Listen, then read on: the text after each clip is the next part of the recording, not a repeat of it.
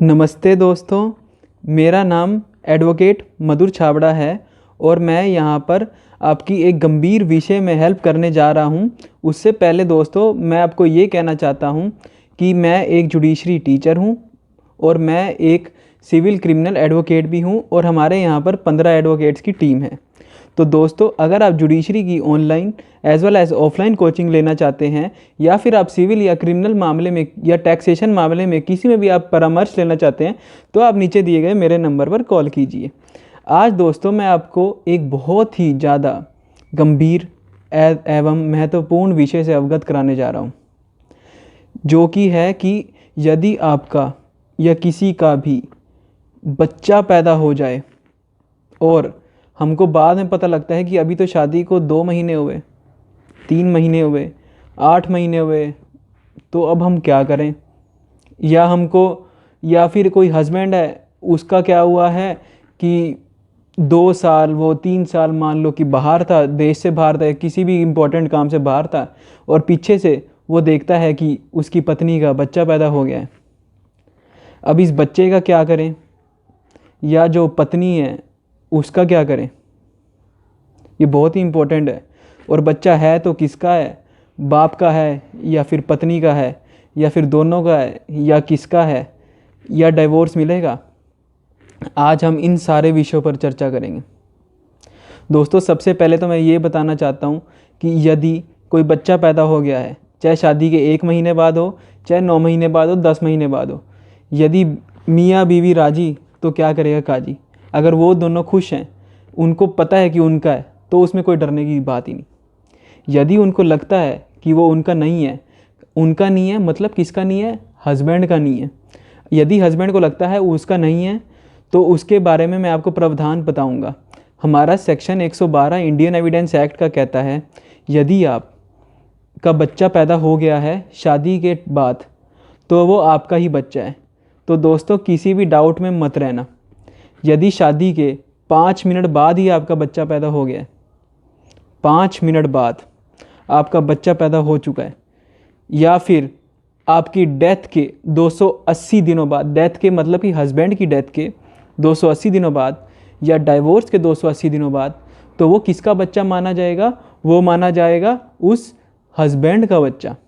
हाँ जी हाँ दोस्तों, चाहे शादी के 5 मिनट बाद ही क्यों ना बच्चा पैदा हुआ, वो माना तो जाएगा अपने हस्बैंड का ही। जी हाँ।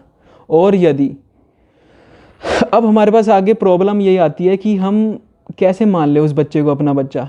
ये मेरे को पता है कि एक हस्बैंड के लिए या फिर किसी मैन के लिए बहुत ही डिफ़िकल्ट होगा कि अगर उसको लगता है कि उसकी औलाद नहीं है और वो उस औलाद को पाले या अपना सरनेम दे, उसको अपना नाम दे, चाह कर भी ऐसा कोई इंसान नहीं होएगा जो कि माने, अगर उसको लगता है कि वो उसका नहीं था। इसका भी मेरे पास एक रामबाण है। दोस्तों सबसे पहली तो ये बात है कि हमको ये नहीं है, कोर्ट कभी ये नहीं सोचती कि उस हस्बैंड के बारे में सोचें जिसके पास बच्चा है, जिसकी औलाद ही ना हो, उसको पालना पड़ रहा है। कोर्ट हमेशा ये सोचती है कि बच्चा हमारा लावारिस हो जाएगा। यदि हम डाइवोर्स दे देते हैं या हम डीएनए टेस्ट के लिए ऑर्डर करते हैं या ब्लड टेस्ट के लिए ऑर्डर कर देते हैं, तो कोर्ट हमेशा ये सोचती है कि उस बच्चे का बेचारे का क्या होएगा जिस पे एक बाप का साया ही नहीं होगा। इसलिए दोस्तों जो हमारी कोर्ट है वो कभी भी ऑर्डर ही नहीं करती कि आप अपना ब्लड टेस्ट कराओ, डीएनए रिपोर्ट कराओ, कभी भी नहीं कहती। सेकंड थिंग, अब हमारे पास ये आती है कि अब वो बाप क्या करे, वो कैसे बताए जो कि 2 साल या 3 साल था ही नहीं, और बच्चा पैदा होने में तो हम सबको पता है कि 9 महीने लगते हैं। बहुत बड़ी प्रॉब्लम है। और उस बाप के लिए भी बहुत बड़ी प्रॉब्लम है कि वो इसे एक्सेप्ट कैसे करे, उस हस्बैंड के लिए बहुत बड़ी प्रॉब्लम है। तो दोस्तों हम उसको क्या करना पड़ेगा, उसको नॉन एक्सेस प्रूफ करना पड़ेगा कि जी मैं तो नॉन एक्सेस में था। मेरे नॉन एक्सेस हमारे सेक्शन में लिखा हुआ है 112 इंडियन एविडेंस एक्ट के। सबसे पहली बात तो ये है कि कोर्ट कहती है कि हम तो उस बच्चे को मानेंगे ही मानेंगे। बहुत ज़्यादा एक्सेप्शनल सर्कमस्टांसिस होंगे जब हम नहीं मानेंगे। ऐसा कई बार हुआ है कि वाइफ जो है वो अडल्ट्री में रही, मतलब कि वो किसी और के साथ दूसरे संबंध में भी रही है, और ये भी बात कोर्ट में प्रूफ हुई, पर कोर्ट ने तब भी कहा कि जी नहीं, बच्चा तो वो उसी हस्बैंड का ही है जिसके साथ उसकी शादी हुई है, चाहे 5 मिनट बाद हो, चाहे 1 महीने बाद हो शादी के। और कई बार तो ऐसा भी हुआ, कोर्ट ने भी डांट दिया हस्बैंड को कि क्या तुमको नहीं दिखता था कि 6 या 7 महीने का बच्चा था उसके पेट में, तुम जब शादी कर रहे थे, अब 2 या 3 महीने या 6 महीने के अंदर बच्चा पैदा हो गया है, तो हम नहीं कहेंगे उसको, हम उसको यही मानेंगे कि वो तुम्हारा ही बच्चा है। तो अब क्या कीजिए, आपको सेक्शन 112 में नॉन एक्सेस प्रूफ करना पड़ेगा। और ऐसे कई केस हैं, जैसे नंदलाल वासुदेव बैदवैक वर्सेस बैदवैक।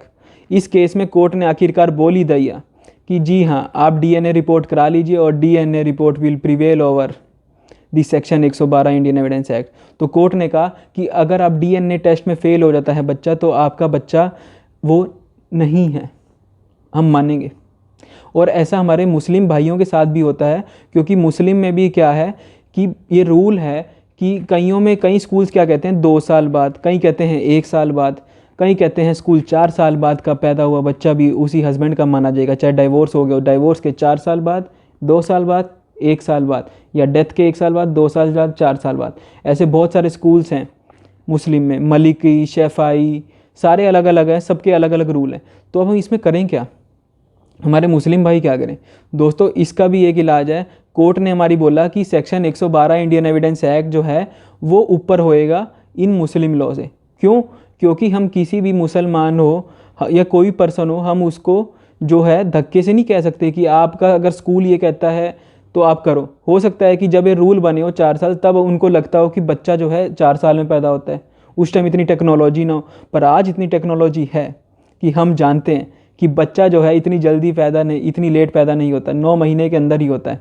इसलिए दोस्तों, मुसलमान हो चाहे हिंदू हो, किसी भी कन्फ्यूजन में मत रहना, 112 का सहारा लेना। अब हमारे पास नेक्स्ट थिंग ये है कि अगर आपको कोर्ट जो है, कोर्ट को मनाना कैसे?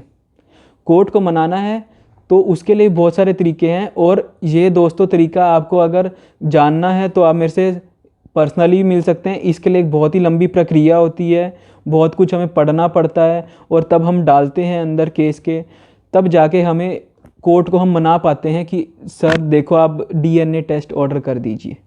क्योंकि डीएनए मैं जानता हूँ बच्चे का भी बहुत ज़्यादा नुकसान है, पर ऐसे किसी पिता का भी क्या करें या हस्बैंड का भी क्या करें जिसको धक्के से अपनी पत्नी को, पत्नी के बच्चे को, किसी और के बच्चे को उसको ओन करना पड़ रहा है। वो 2 साल, या तो सबसे पहले तो बात यह है कि वो कोर्ट में प्रूफ कर दे, वो अपनी सर्विस दिखा दे कि जी हाँ, मैं तो 2 साल इधर सर्विस कर रहा था, या मैं बाहर था, देश से बाहर था, मैं मिला नहीं 1 साल 2 साल से, तब तो ठीक है। पर यदि वो अगर साथ रह रहा है, और तब आती है सबसे ज़्यादा मुश्किल, और कोर्ट भी आसानी से नहीं मानती।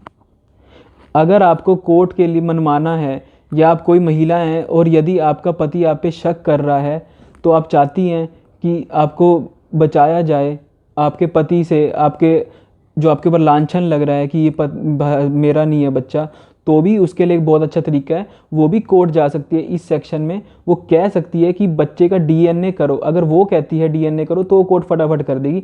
वो कहेगी कि भाई ये मान नहीं रहा मेरा बच्चा है, तो कोर्ट कह देगी कि आप करो डीएनए फटाफट।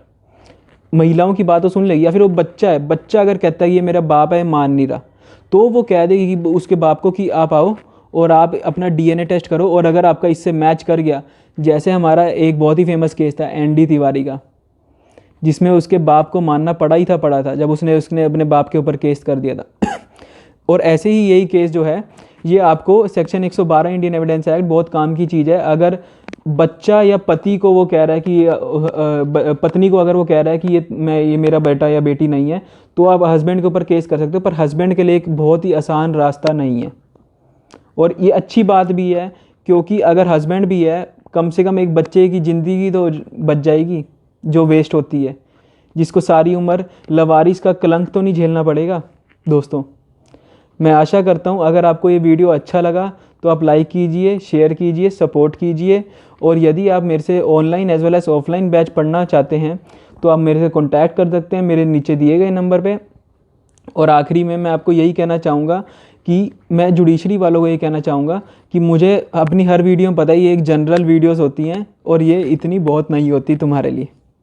उसके लिए मैं कोशिश कर रहा हूँ कि मैं फटाफट आपके लिए वीडियोस लगाऊँ और आपकी सेवा करूँ।